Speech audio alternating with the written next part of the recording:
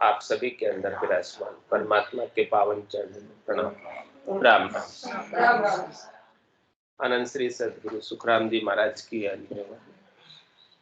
अर्जस पदराग जोग धनाश्री तेरा चल रहा है। महाराज फरमाते या जग में तोरे बंदा वे बड़ भागी, सतगुरु जका ही पिछाण्या बे। केश बराबर अंतर नाही, जान निज मन कर जाण्या बे। महरी सहत तन मन धन को, ले गुरु चरणा आया बे। वचन कहे सो सब सत माने, जा गुरु धर्म पिछाण्या बे। गंगा जमुना उल्टी बह चाले, बाण पिछम को उगो बे।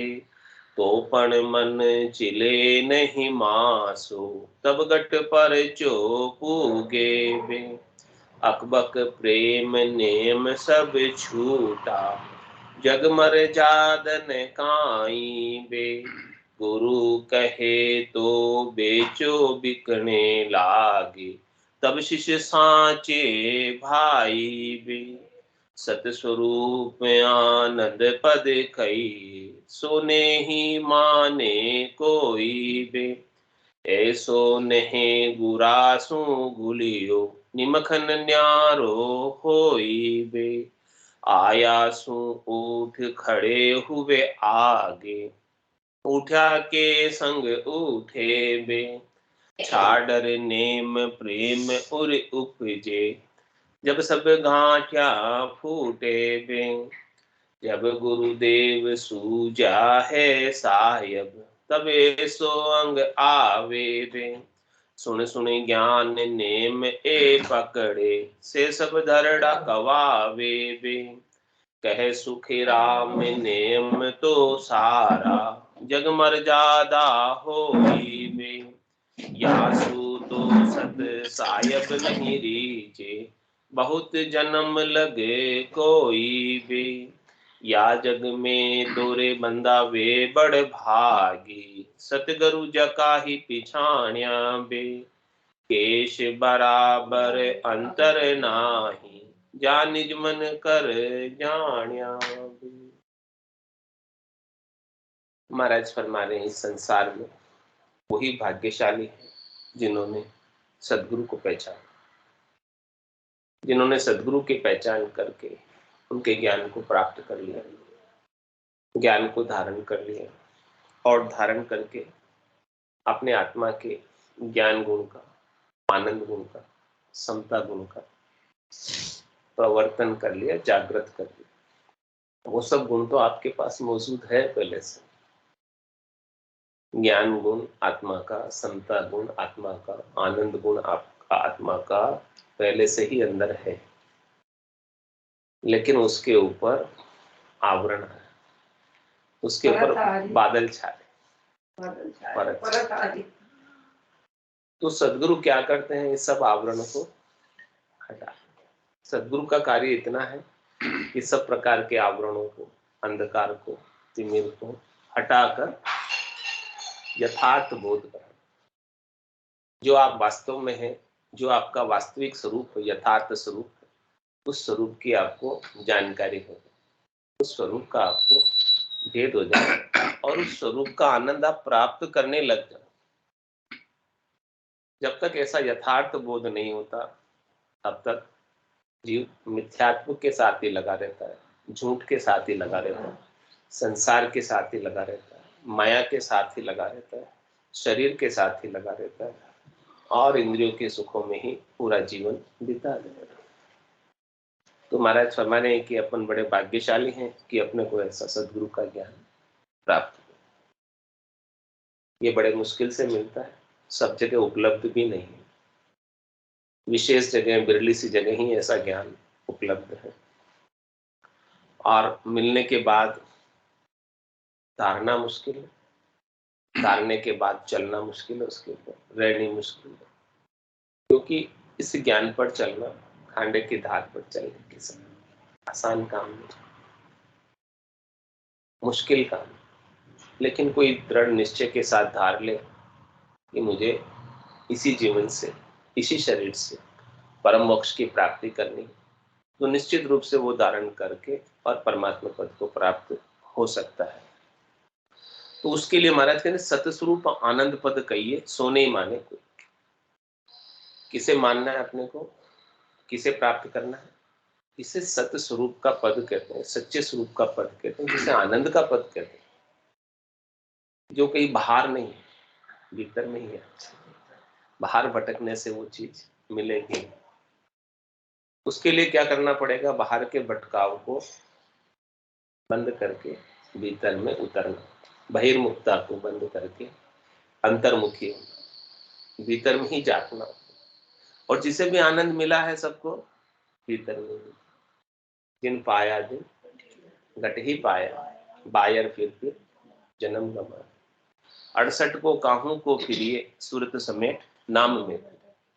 तो सदगुरु ने एक सरल सा उपाय बता दिया राम जी के नाम का।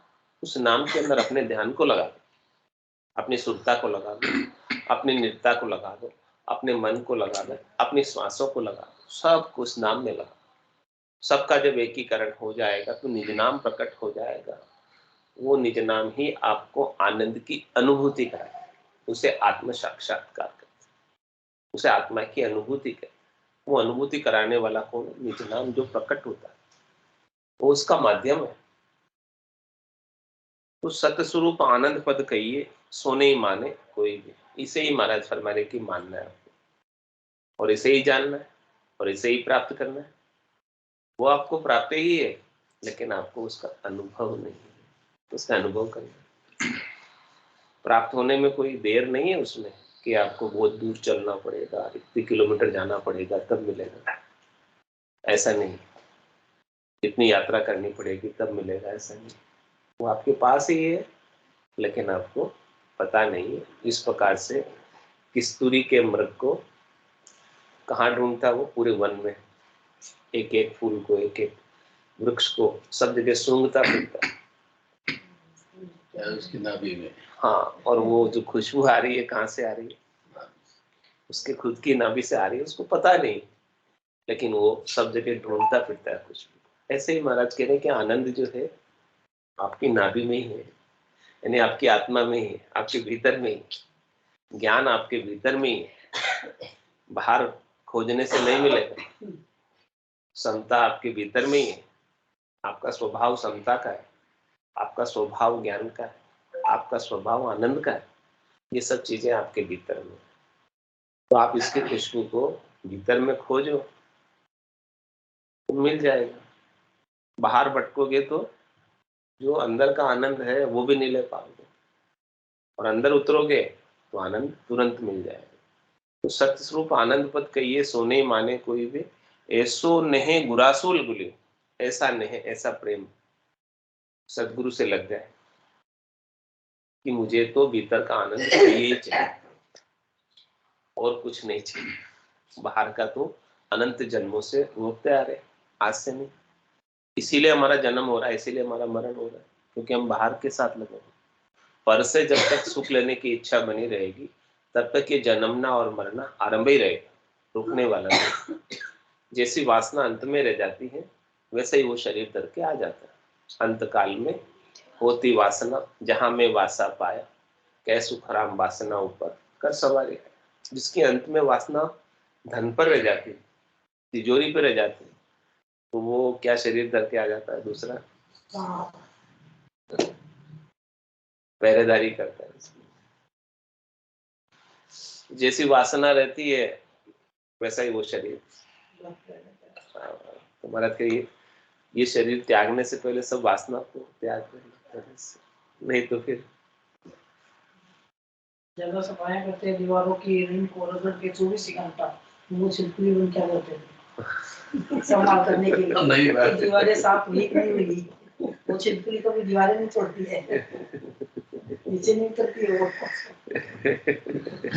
कोई आ सकती दीवारों में, घर साफ नहीं हुआ तो मैं तो कुछ नहीं करूँ।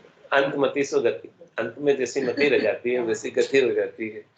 तो महाराज कहने के अंत में मति को किस में रखना है अपने को? आनंद, परमात्मा। तो आपकी गति कहाँ होगी? परमात्मा में होगी। आपकी आत्मा परमात्मा में जाकर मिलेगी यदि आपकी मति में परमात्मा बस जाएंगे, नहीं आपकी बुद्धि में महत्व परमात्मा का हो जाएगा संसार की बजाय। इतना ही थोड़ा चेंज ही करना, अपने अंदर जो महत्व अभी संसार का बना हुआ है उसको हटा के, संसार का जब तक महत्व बना रहेगा अपनी बुद्धि में अपनी मति में, तब तक बार बार संसार में आएंगे। हाँ, जैसा अपनी सोच होगी, जहां तक अपना विचार होगा कि यहाँ तक हमको जाना है, वहीं पहुंच पाओगे। उससे आगे का विचार ही नहीं आपके पास है, उससे आगे की समझ ही नहीं है, तो आगे कैसे पाओगे? जहां तक कि आपकी समझ है सोच है वहीं तक जा पाओगे। तो कह रहे महाराज आपको जाना कहाँ है वो डिसाइड करो। जाना अपने को सत्स्वरूप के आनंद के पद में, और उसे ही मानना है और उसे ही प्राप्त करने का उपाय करना है कि वो मैं कैसे, जो प्राप्त है मुझे उसको मैं कैसे अनुभव करूं। प्राप्त नहीं करना है उसे, प्राप्त तो है लेकिन उसका मैं प्रैक्टिकल रूप से अनुभव कैसे करूं। जो चीज मेरे पास पड़ी है उसका मैं आनंद कैसे लूं। किसी को प्राप्त नहीं है ऐसी बात नहीं है, सबको प्राप्त है। तो आप बोलते ना सबको स्वतंत्र करोड़ चिंतन लाख सबको एक जैसे देख लीजिए। हाँ, तो कौन किसमें लगा है वो अपने ऊपर है। तो महाराज हमारे उसका अनुभव करना है, तो उसके अनुभव कराने वाले मीडिएटर माध्यम रहते हैं सदगुरु। तो ऐसो नेहे गुरासु गुलियो निमग्न न्यारो गुलियो, ऐसा नेह उनसे लग जाए, ऐसा प्रेम उनसे हो जाए, तो फिर एक पल के लिए भी वो अलग नहीं होता, उनके ज्ञान से जुड़ जाता है। और कह रहे आया उठ खड़े हुए आगे उठा के संग उठे। इस प्रकार से सदगुरु जब आते हैं तो उनके आदर में उनके सत्कार में उठकर खड़े होते, और जब वो उठते हैं इस प्रकार से आगे उनके रहते हैं आदर सत्कार में। तो ये क्या दृष्टांत हमारा दे रहे हैं कि आपका प्रेम है उनके प्रति, आदर भाव सत्कार भाव। तो ये कोई शरीर के प्रति प्रेम आदर सत्कार नहीं है। उनका आदर क्यों कर रहे हैं अपन? क्योंकि उनके पास ऐसा ज्ञान है। ज्ञान नहीं हो तो कौन आदर करे? और वो ज्ञान अपने को उनसे प्राप्त करना है, इसकी समझ अपने को करना। कोई चीज किसी से प्राप्त करनी है तो उसको आदर बहुमान तो देना पड़ेगा, तभी वो चीज आपको मिलेगी, नहीं तो नहीं मिलेगी, नहीं मिलेगी। आपके मन में भाव ही नहीं होंगे लेने के, वो तो बोले कितना ही देना चाहिए, लेकिन आपके मन में आदर और बहुमान होगा तो वो चीज, वो जो देना चाहेंगे वो आपको मिल जाएगी।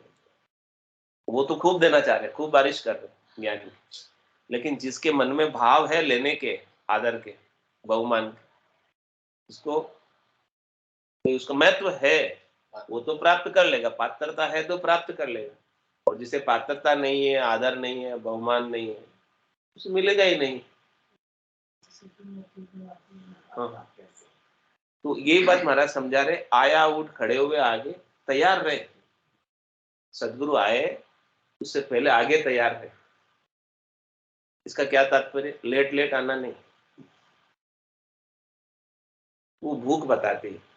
क्या बताती है? कि मुझे ज्ञान की भूख है, क्योंकि मैं समझो 10 मिनट भी लेट हो गया तो ये 10 मिनट के जो उनके अमृत वचन है वो तो वो नहीं मिले। और हर एक बार अलग अलग अर्थ में निकलती वाणी, एक ही वाणी को अलग अलग बार पता नहीं किस समय क्या अर्थ निकल जाए, वो होता है। क्योंकि वो वचन समुद्र है। हाँ, समुद्र नया लगेगा कभी, हाँ कभी पुराना नहीं लगेगा। हाँ, हर बार नया अर्थ आता है इसमें सामने, और गहराई आती है।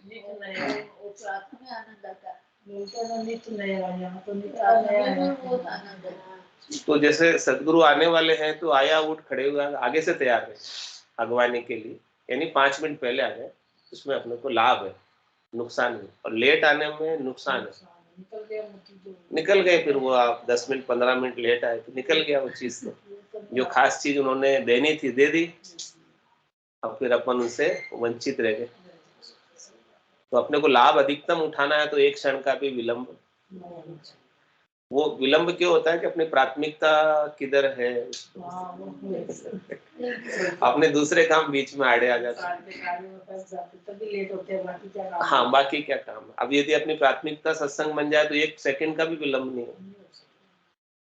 तो आया उठ खड़े हुए आगे और उठा के संग उठे हुए, और जब वापस उठे तो उनके आदर में सत्कार में उठे। और छाडर नेम प्रेम और उपजे। और फिर जो कोई भी अपना नेम होता है, नियम होता है, उस नियम को भी उस समय नहीं करना। यानी जब वचन चल रहे हो अणवे के, तो लोग साथ साथ दूसरा कार्य भी करते रहते हैं। तो महाराज कह रहे हैं कि वो आपका नियम अभी साइड में रख दो, वो आप बाद में करना।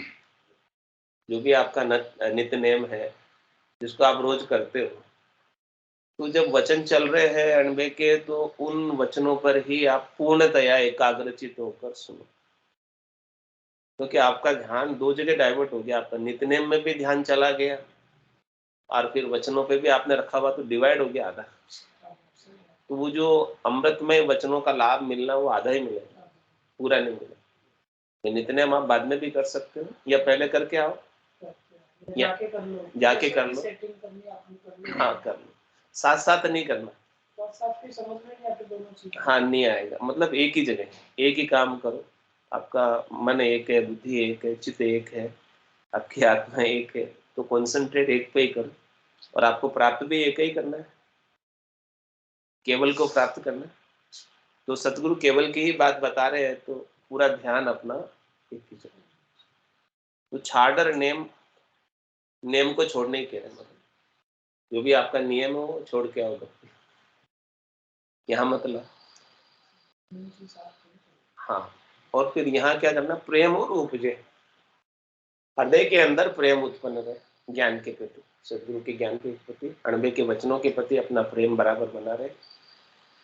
तो कह रहे ऐसी स्थिति जब बने, तो जब सब गांठियां फूटे हुए, अपने गांठें लगी हुई है, ग्रंथि है अपने, किसकी, जड़ और चेतन की, इन दोनों के बीच गठजोड़ हो रखा है। इस चेतन ने जड़ के बीच में गांठ बांध रखी। इस गांठ को फोड़ना है, इस गांठ को तोड़ना है। जड़ और चेतन का मिश्रण हो रहा है। चेतन अपने शुद्ध स्वरूप में नहीं आ रहा है, गांठ बंधने, गठबंधन हो रहा है, इसके गठजोड़ हो रहा है। जड़ चेतन खोलना। तो महाराज के सदगुरु तो खोलना चाह रहे हैं, आपके अहंकार को तोड़ना चाह रहे हैं, आपके व्यक्तित्व को मिटाना चाह रहे हैं, आपको अस्तित्व से जोड़ना चाह रहे हैं, आपको परमात्मा से जोड़ना चाह रहे हैं, संसार के लिए बिगाड़ना चाह रहे हैं। यानी आप संसार के नहीं होकर पूर्णतया परमात्मा के हो जाओ, ऐसा सदगुरु चाहते हैं।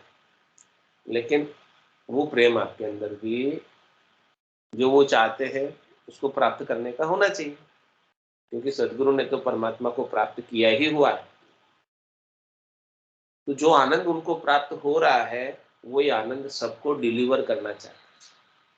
जो कोई भी अण्डे की वाणी का अपने कानों के द्वारा श्रवण कर रहा है, पान कर रहा है कानों के द्वारा, तो वो वाणी उनके हृदयस्थ हो जाए, हृदय पटल पर अंकित हो जाए, भीतर में आत्मा की परिणति पर आ जाए, आत्मसात हो जाए ये वचन। तो पूर्णतः एकाग्रचित होकर जब सुनेंगे, तभी महाराज कह रहे कि जो जड़ और चेतन की जो ग्रंथि है, गांठ है, वो फूटेगी, खुलेगी, और फिर इसे अपने स्वरूप का बोध होगा। जो अभी तक जड़ का महत्व है, जड़ से महत्व को हटाकर चेतन के महत्व को सदगुरु लाते हैं। उस गांठ को खोलना चाहिए। जब तक वो गांठ लगी रहेगी तब तक के बार बार शरीर धरता रहेगा। जिस दिन ये गांठ खुल गई, आसक्ति मिट गई, मोह का क्षय हो गया, मोक्ष हो जाएगा, जीते जी हो जाएगा। मोह है, आसक्ति है, तब तक मोक्ष नहीं, तब तक बंधन में, स्वतंत्र नहीं है, परतंत्र है। तो महाराज ने सब गांठों को फोड़ लेना अभी जीते जी, इस शरीर के रहते कोई गांठ रखना मत, जड़ और चेतन की ग्रंथि को गांठ को रखना मत। तो क्या कह रहे महाराज, आगे समझा रहे, जब गुरुदेव सूजा है सायब तब ऐसो अंग आवे। ये ऐसी बात जो है ना महाराज कब बनेगी, जब गुरुदेव सूजा है सायब। जो सतगुरु अणबे के वचनों का आपको श्रवण करा रहे हैं, अणबे के वचन जिनमें कथे हैं, वो अपने को क्या सूझने चाहिए, सायब सूझने चाहिए कि वो सायब है। सायब यानी वो परमात्मा है, और उनके वचन है वो सायब के वचन है। उनका जो शरीर है वो तो निमित्त है केवल एक, बिना शरीर के कैसे कोई बोलेगा, नहीं बोलेगा। वचनों के माध्यम से ही अपने को ज्ञान बख्शिश करते, डिलीवर करते, देते। तो जो ज्ञान बख्शिश कर रहे हैं अपने को, उनमें अपने को सायब को देखना चाहिए कि सायब ही बोल रहे हैं, परमात्मा ही बोल रहे हैं, राम जी ही बोल रहे हैं, राम जी के सिवाय दूसरे और कोई बोल नहीं रहे। ऐसा जब अपना भाव भीतर का बनेगा तो उनके वचन तुरंत ही आत्मसात हो जाते। और उनको यदि अपन सामान्य मनुष्य मान लेते हैं कि यार ये तो सामान्य मनुष्य, क्या मुझे सिखाएगा, क्या करेगा, क्या बताएगा, कुछ पल्ले नहीं पड़ेगा, कुछ समझ में नहीं आएगा, क्योंकि अपना आदर ही नहीं है, बहुमान ही नहीं है ऐसे वचनों को। तो कह रहे हैं महाराज कि जब गुरुदेव सूझा है सायब, जब गुरुदेव सायब सूझने लग जाए आपको, यानी परमात्मा में और सदगुरु में कोई अंतर नहीं रह जाए, आपको परमात्मा रूप ही नजर आए, तब ऐसो अंग आए, तब ऐसी रीत बनेगी। अंग यानी अपने गट के भीतर ऐसी स्थिति बनेगी आनंद प्राप्ति की, स्वरूप के बोध की, सस्वरूप के बोध। नहीं तो ऐसा अंग बनेगा ही नहीं, ऐसी रीत गट में भजन की बनेगी नहीं जब तक सायब नहीं। और होते भी वास्तव में सायब ही नहीं। जम जालम की त्रास सु हंसा करी पुकार, सुखिया सायब आ गया ले जन को। कौन आए, महाराज कह रहे सुखिया सायब आ गए। स्वयं सायब ही आए, स्वयं परमात्मा ही आए, लेकिन किसका अवतार लेके आए, भक्ति करने वाले जन का अवतार धर के उसके रूप में आए। और ये जो अवतार है नित्य अवतार है, सनातन अवतार है, युगान युग से आ रहे संत सदगुरु केवली भगवान, और उनकी अणबे की वाणी भी नित्य अवतार के रूप में उनके मुखारबिंद से प्रकट होती है और सबका कल्याण करती है, सबको आनंद प्रदान करती है। ऐसे अगम देश के वचन वो सुनाते हैं। अगम देश की अणबे ऐसी, सुनता ही सुख आवे, गर्जे शब्द सुधारस बरसे, भरम करम सब ढावे। तुम्हारा समय जब गुरुदेव सूझा है सायब तब ऐसो अंग आवे थे। और क्या कह रहे हैं, इसके बिना तो, इसके बिना तो ऐसा भाव जब तक नहीं बने तो क्या होगा, सुन सुन ज्ञान नेमे पकड़े से सब धरड़ा कवावे। ज्ञान सुन रहे और ज्ञान के अंदर कोई नियम बताया और नियम को पकड़ लिया अपन कि मुझे ये नियम करना है, नित्य नियम करना है, हमेशा नित्य रूप से इस नियम को करना है। लेकिन जो सदगुरु आपको ज्ञान बता रहे हैं उनमें आपके परमात्मा की मान्यता नहीं है कि ये परमात्मा के वचन है। तो जो नित्य नियम पकड़ा है वो केवल एक दिखावा है कि उन्होंने कहा इसलिए मैंने कर लिया, बस इतना ही है, इससे अधिक नहीं। लेकिन आपके भीतर में जब ये जो बताया ज्ञान वो ऐसा लगे कि ये परमात्मा के ही वचन है, स्वयं परमात्मा ही बोल रहे हैं, दूसरे नहीं बोल रहे, स्वयं भगवान ही बोल रहे हैं, तो वो प्रैक्टिकल रूप में आपके भीतर असर करेगा, केवल धरड़ा नहीं रहेगा, यानी केवल औपचारिकता नहीं रहेगी, केवल नित्यनेम आपका ऊपर ऊपर का नहीं रहेगा, भीतर में हो जाएगा। क्योंकि ज्ञान में नित्यनेम तो सब बताते ही हैं और उसको धारण भी केवल ऊपर ऊपर के भाव से, पूरा करने के भाव से कि मैं रोज करने लग गया, कर तो रहे लेकिन भीतर में भाव आपके कैसे डेवलप नहीं हुए। जब तक भीतर के भाव परमात्मा स्वरूप के रूप में डेवलप नहीं होंगे तब तक वो वचनों का जो लाभ है, वो नित्यनेम का जो लाभ है वो भी नहीं मिलेगा। और नित्यनेम करने का अहंकार हो जाएगा, देखो मेरे को उन्होंने ऐसा नित्यनेम बताया और मैं रोज पाठ करता हूँ उसके अकॉर्डिंग। तो क्या होगा, पाठ किया, पाठक हुआ, हाथ न आयो सार, राम चरण खाली रहा, बधियो अधिक अहंकार, कि मैं रोज पाठ करता हूँ, रोज नित्यनेम करता हूँ। मुझे बताया था सदगुरु ने कि भाई ऐसे पाठ किया करो रोज, मैं रोज करता हूँ। अच्छा है, करना चाहिए, लेकिन उसमें सार चीज क्या बताई, उस सार चीज को समझो, उस मुख्य चीज को समझो, खास चीज को समझो। जब तक वो मुख्य चीज, खास चीज, सार चीज हाथ नहीं आएगी, तब तक तुम्हारा फरमाने की वो केवल एक दिखावा मात्र है, पाखंड है, ढोंग है, माया है, कपट है, इतना तक। जब तक हृदय में सद्गुरु के ज्ञान के प्रति आदर बहुमान नहीं होगा, परमात्मा वचनों के प्रति आदर बहुमान नहीं होगा, तब तक ऊपर ऊपर से जो भी कर रहे हैं वो केवल एक दिखाने के लिए है। तो अपने को दिखाने के लिए करना है या वास्तव में लाभ प्राप्त करने के लिए करना है? तो सदगुरु के वचनों के प्रति ऐसा आदर बहुमान हो जाए कि एक एक वचन भगवत वचन है, परमात्मा के वचन है, साहिब के वचन है। तो महाराज कह रहे, कै सुखराम नेम तो सारा जग मर्यादा हुई। जितने भी नियम बताए जाते हैं ना, वो तो केवल संसार की मर्यादा, यानी नियम, जो भी नियमावली बताई जाती है वो किसके लिए, आचार संहिता कहलाती है।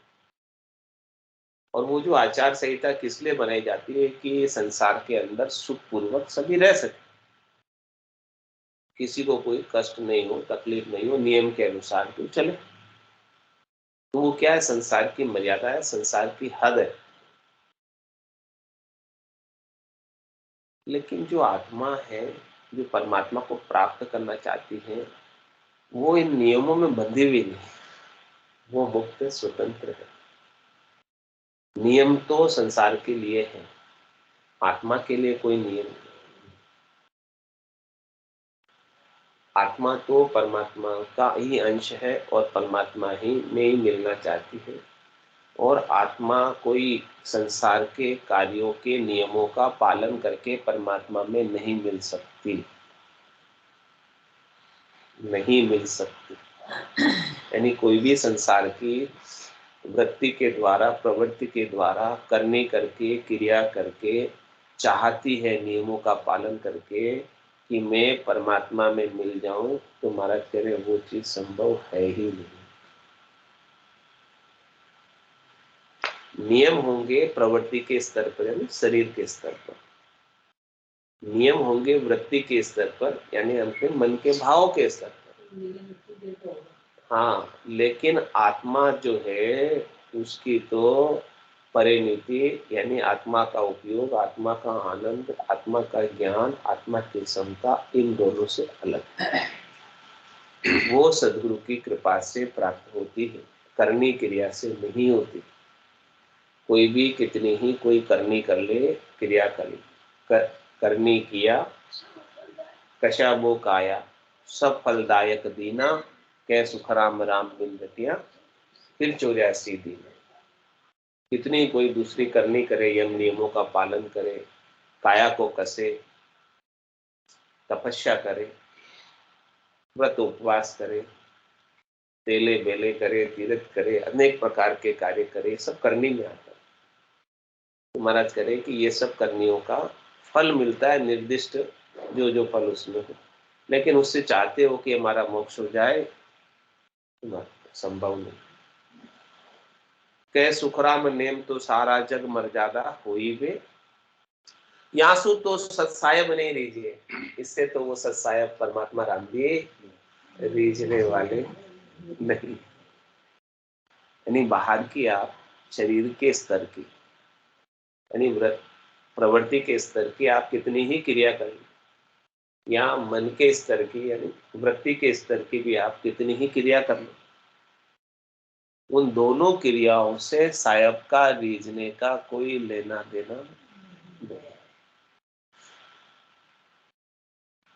सायब तो भीतर के आत्मा के आनंद गुण के प्रकट होने से रिझेंगे। भीतर में जब तक सत्य स्वरूप का आनंद प्राप्त नहीं होगा, बोध नहीं होगा ज्ञान का, तब तक सायब रीझने वाले। और सायब तो आपके भीतर में ही बैठे, तन देवल बीच आत्म देवा। निर्गुण भक्ति भजन है पे, ये ऐसे निर्गुण की भक्ति के भजन का जो ज्ञान है सदगुरु बख्शिश कर रहे हैं, इसको अपन धारण करते हैं तो आत्मा के आनंद की अनुभूति होती है। वही साहेब का रीजन है, वही साहेब के सच्चे दर्शन, आनंद स्वरूप दर्शन ही सच्चे दर्शन है। और ऐसे दर्शन का समय ऐसो समयो सदाई हमारे 8 भोर क्या सांझ समय, 8 भोर का दर्शन का समय है। केवल सांझ सवेरे की सेवा पूजा आरती वंदन नहीं रह गया, अब तो 24 घंटे यही आरती यही पूजा, राम बिना दर्शे नहीं दूर। 24 घंटे आत्मा के आनंद में रहना। यासु तो सत्सायब नहीं लीजिए, बहुत जन्म लग कोई भी। क्या कह रहे महाराज, ये नेम जो है ना, वृत्ति के स्तर के, प्रवृत्ति के स्तर के, शरीर के स्तर के, स्थूल शरीर के स्तर के और सूक्ष्म शरीर के स्तर के, कोई बहुत जन्म तक करे, एक जन्म की बात नहीं करे। कितने जन्म तक? बहुत जन्म तक करे, हाँ करे। उससे भी महाराज कह रहे हैं कि सत्सायब कभी रिझने वाले नहीं है। सत्सायब कब रिझेंगे?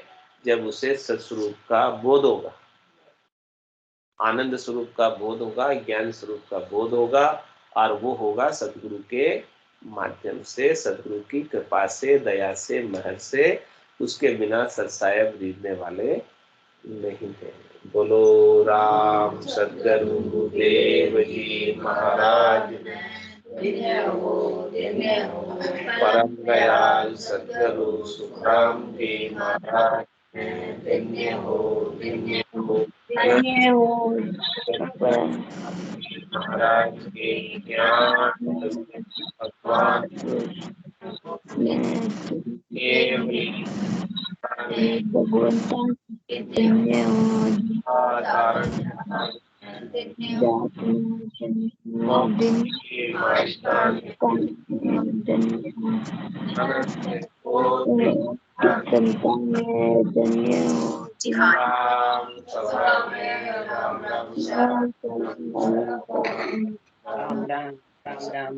राम राम सा सब संतान है, सत्संज्ञान है। राम राम राम राम राम राम राम राम।